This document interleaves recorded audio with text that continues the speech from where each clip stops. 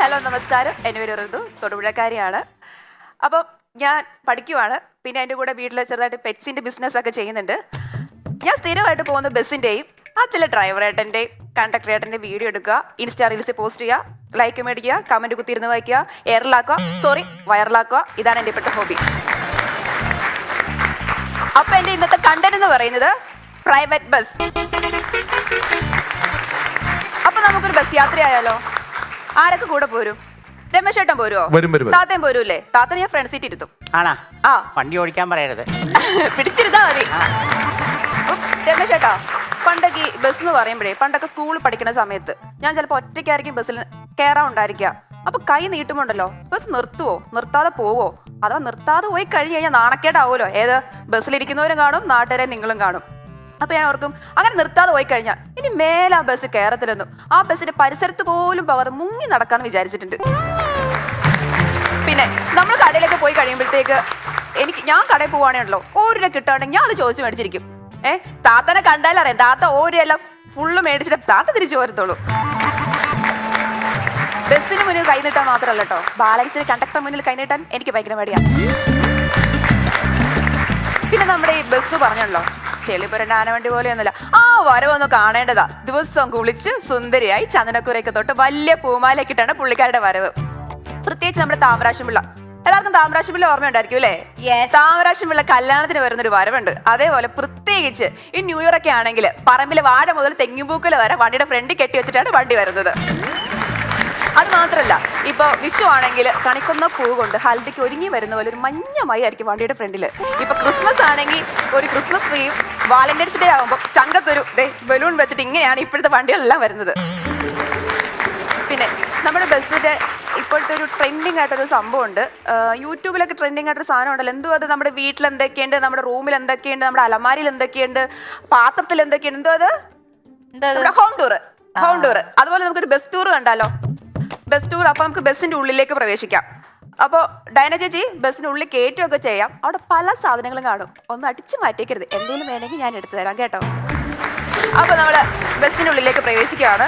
ബസ്സിനുള്ളിലേക്ക് പ്രവേശിക്കുമ്പോൾ നമ്മളവിടെ കാണുന്ന പൂമാലകളുടെ ശേഖരമായിരിക്കും. പല കളറിലും പല തരത്തിലുള്ള പൂമാലകൾ ചുറ്റും ഇങ്ങനെ കാണും. പിന്നെ മണി അടിക്കുന്ന കയറിൽ നോക്കിക്കഴിഞ്ഞാൽ പല തരത്തിലുള്ള കീ ചെയിനുകൾ കാണാം അവിടെ. പിന്നെ നമ്മൾ ബസ്സിന്റെ ഫ്രണ്ടിലേക്ക് നോക്കുമ്പോൾ തന്നെ അവിടെ ബാർബികളുടെ ഡോൾ ഉണ്ടായിരിക്കും, ചെറിയ വണ്ടി ഉണ്ടായിരിക്കും, പൂമ്പാറ്റ ഉണ്ടായിരിക്കും, കാറ്റത്താടുന്ന മയിൽപ്പീലികൾ ഉണ്ടായിരിക്കും.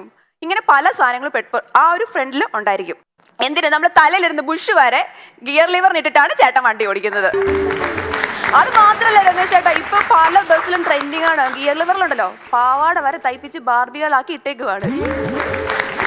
പിന്നെ വണ്ടി സ്പീഡിൽ പോകുമ്പോൾ ഡ്രീം ക്യാച്ചർ ഷെയറും കാണും. ഈ സ്പീഡിൽ പോകുമ്പോൾ ഈ ഡ്രീം ക്യാച്ചിൽ കോഴിത്തൂകലൊക്കെ ഇങ്ങനെ ആടും. കാറ്റ് താർന്ന ഡ്രീം ക്യാച്ചിന് കോഴിത്തൂകൽ വകഞ്ഞ് മാറ്റിയിട്ടാണ് ഡ്രൈവറായിട്ട് വണ്ടി ഓടിക്കുന്നത്. നിങ്ങളെല്ലാവരും ബസ്സിലെ രാവിലത്തെ ട്രിപ്പിൽ കയറിയിട്ടുണ്ടോ? രാവിലെ ഒരു 5:30, ചിലപ്പോൾ 6 മണി സമയത്തായിരിക്കും രാവിലത്തെ ട്രിപ്പ് എന്ന് പറയുന്നത്. രാവിലത്തെ ട്രിപ്പിലൊന്ന് കയറണം. കത്തിച്ച് വെച്ച് ചന്ദനത്തിരി, പൂമാലകൾക്ക് നടുവിലിരിക്കുന്ന രൂപങ്ങളും ഒപ്പം ഒരു ഭക്തിഗാനം കൂടെ ആകുമ്പോൾ ആഹാ, ഞാനത് അമ്പലത്തിലാണോ പള്ളിയിലാണോ എന്ന് ആലോചിച്ചു. അപ്പൊ നമ്മൾ രാവിലെ ബസ്സിൽ വെക്കുന്ന പാട്ടെന്ന് പറയുന്നത്, പന്തളനാഥൻ വൻപുലി മേലെ വന്നെഴുന്നീടും മാമലയിൽ മകരവിളക്കിൻ മഞ്ജുളനാദം മിഴിതെളിയാനായി കാണും ഞാൻ എന്നൊരു 8 മണി ഒരു 10:30 വരെ സമയം. നിങ്ങളെ പോലുള്ള സുന്ദരിമാരും കോളേജുമാരും വണ്ടി കയറുമ്പോൾ വെക്കുന്ന പാട്ട്. അപ്പൊ ഡ്രൈവറായിട്ട് മാസം കാണിച്ച്, കുറുക്കനെ കറക്കണ കിളിയല്ലേ, കിളികളെ പോറ്റണ കൂടല്ലേ, കുറുക്കുത്തി മലരല്ലേ, മലരിലെ മലത്തേനാണേ എന്നൊരു ഉച്ചയൊക്കെ ആകുമ്പോൾ ചോറൊക്കെ ഉണ്ടിട്ട് മടുത്ത് വണ്ടി ഓടിക്കരിക്കും. എങ്ങനെയും ഒന്ന് എത്തിയാൽ മതി എന്നേ ഉള്ളായിരിക്കും. നമ്മൾ യാത്രക്കാർക്കാണെങ്കിലും ഭയങ്കര മുഷിപ്പായിരിക്കും. അപ്പൊ വെക്കുന്ന പാട്ട്, കുട്ടിക്കൂറുമ്പിന്റെ കാന്തരിച്ചുണ്ടുമായി കുഞ്ഞാറ്റ കിളി പോരൂലേ, ഉച്ചമയക്കത്തിൽ പൂച്ചക്കൂരില്ലേ മാറിൽ പാതുങ്ങൂലേ എന്ന അവസാനത്തെ ട്രിപ്പുണ്ട്. ആ ട്രിപ്പ് ഒന്ന് കാണേണ്ടതാ. 2 അടിച്ചിട്ടൊക്കെ കയറുന്ന ചേട്ടന്മാർ കാണും. ഒരു പാട്ട് വെച്ച് തുള്ളിച്ചാട റെഡി ആക്കുന്ന ചേട്ടന്മാരുണ്ടായിരിക്കും. അപ്പൊ നമ്മൾ വെക്കുന്ന പാട്ട്, അപ്പടി പോട് പോട് പോട് അസുക്ക് പോട് കണ്ണാലേ. 5 മിനിറ്റ് നേരത്തെങ്കിലും എത്തണം. യാത്രക്കാരെ ഇറക്കണം, വണ്ടി ഒതുക്കണം, എന്നിട്ട് വേണം ഡ്രൈവറുടെ 2 ഒന്ന് ചെറുതായിട്ടൊന്ന് അടിക്കാൻ. ഈ ഉദ്ദേശത്തോടുകൂടിയാണ് ജെറ്റ് പോകുന്ന പോലെ ആയിരിക്കും രാത്രിയിലെ ട്രിപ്പ് എന്ന് പറയുന്നത്. പിന്നെ തമിഴ് സോങ്ങും DJ ലൈറ്റും മസ്റ്റ് ആയിരിക്കും.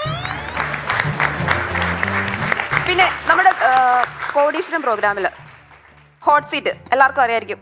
കോടീശ്വരം പ്രോഗ്രാമിൽ മാത്രമല്ല, നമ്മുടെ ബസ്സിൽ ഹോട്ട് സീറ്റ് ഉണ്ട്. താത്തയ്ക്ക് അറിയോ താത്ത? അതാ നമ്മുടെ ബോണറ്റ്. തിരക്കുള്ള വണ്ടിയിൽ നിന്ന് കാല് കഴിക്കുമ്പോൾ ഇരിക്കാനൊരു മോഹം. ഇതാ കിടക്കണ ബോണറ്റ് ഒഴിക്കും, നേരെ കമ്പിക്കുള്ളിൽ വലിഞ്ഞു കയറി അവിടെ കയറി കുത്തിയിരിക്കുമ്പോഴോ നിങ്ങളെല്ലാം എൻ്റെ മുഖത്തേക്ക് വായി നോക്കി ഇരിക്കുന്നു. ആദ്യമൊക്കെ ഇരിക്കും, നല്ല ഗമ്മയൊക്കെ ഇട്ടിരിക്കും, ഫോണൊക്കെ തോണ്ടി. കുഴപ്പമില്ല. കുറച്ച് കഴിയുമ്പോൾ കുഴപ്പമുണ്ടോ? ഇല്ല. കുറച്ചുകൂടെ കഴിയുമ്പോൾ ഉണ്ട്. ഒന്ന് എണീറ്റ് വെക്കാന്ന് പറഞ്ഞ് അങ്ങ് എണീക്കും അങ്ങോട്ട്. അപ്പൊ എനിക്ക് പറയാനുള്ളത്, ബോണറ്റ് ഇരിക്കുന്നവർ കുറച്ച് കട്ടിയുള്ള വസ്ത്രമൊക്കെ ധരിച്ച്, പ്രത്യേകിച്ച് ചേച്ചിമാരിക്കണം. പിന്നെ നമ്മുടെ ബസ്സിന്റെ കേസ് പറഞ്ഞപ്പോൾ, ഈ കേരളത്തിലെ പല ബസ്സുകളും, എല്ലാ ബസ്സിലും ഒന്നുമില്ല, ചില ബസ്സിൽ ഈ ബോണറ്റ് പറഞ്ഞപ്പോഴാട്ടോ ഓർത്തത്, ഈ ഫിഷ് ടാങ്കില്ലേ, ചെറിയ ഫിഷ് ടാങ്ക്, അത് വരെയുണ്ട്. ഓരോ കുടിയിലും ചാടുമ്പോൾ ഈ മീനിന് തുള്ളി കളിക്കും. അടുത്ത കുഴി ചാടുമ്പോൾ തുള്ളി തെറിച്ച് നേരെ വന്ന് വീഴും നമ്മുടെ ഹോട്ട് സീറ്റിലേക്ക്, ബോണറ്റില്. പിന്നെ ഉച്ചയ്ക്ക് ഡ്രൈവറായിട്ടിന് ആ മീൻപറത്ത് കൂട്ടിയിട്ടാണ് ചോറുണ്ണുന്നത്. പിന്നെ പൊതുവെ എല്ലാവരും പറയും, ബസ് ഡ്രൈവർ ആണെങ്കിൽ എനിക്ക് വേണ്ട, ആ ചേട്ടനെ കല്യാണം കഴിക്കണ്ട, പെണ്ണ് കിട്ടത്തില്ല എന്നൊക്കെ പറയുന്നത്. കഴിഞ്ഞ ദിവസം ഞാൻ എൻ്റെ ഏട്ടൻ്റെ കൂടെ ഒരു വീഡിയോ പോസ്റ്റ് ചെയ്തു ഇൻസ്റ്റയിൽ. അപ്പോൾ ഞാൻ ബോണറ്റിൽ ഇരുന്നിട്ടാണ് വീഡിയോ എടുക്കുന്നത്. കിട്ടുന്ന കമൻസ് ഒന്ന് കാണും, രമേശ് ചേട്ടാ, ചേട്ടൻ പൊളി, ചേട്ടൻ്റെ ഡ്രൈവിനേക്കാൾ ചേട്ടൻ്റെ മുഖത്തിനാണ് മൊഞ്ച്, ചേട്ടായി സിംഗിൾ ആണോ?